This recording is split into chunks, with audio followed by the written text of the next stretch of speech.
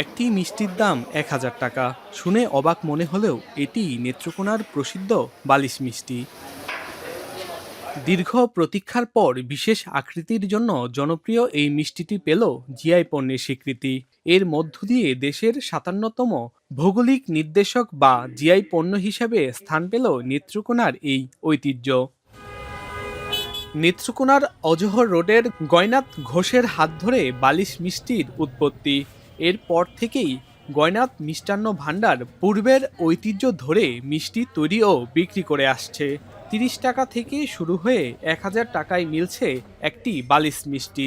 আমরা নিজেরাও খাই, আমাদের পরিবারের লোকজনদের জন্য নেই। নেত্রকোনার ঐতিহ্যবাহী এই গয়নাথের মিষ্টান্ন ভাণ্ডার, এটা আসলে সারা বাংলাদেশে এখন নেত্রকোনার এক নামে চিনে।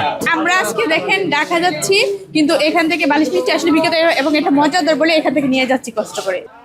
এদিকে জিআই পণ্যের স্বীকৃতি সনদ প্রাপ্তিতে আনন্দিত জেলাবাসী।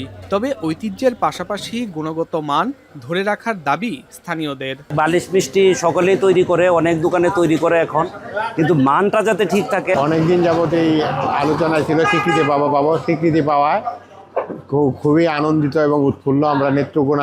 আমরাও তো উৎফুল্ল, নেত্রকোনাবাসী উৎফুল্ল। নেত্রকোনা জেলা প্রশাসক বলছেন, ঐতিহ্যবাহী এই মিষ্টির গুণগত মান বজায় রাখতে মনিটরিং করা হবে।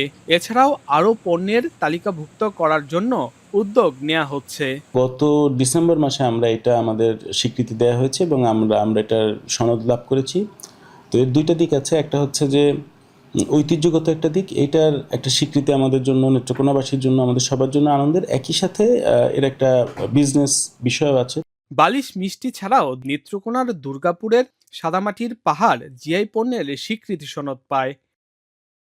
রিফাত আহমেদ রাসেল, এখন নেত্রকোনা।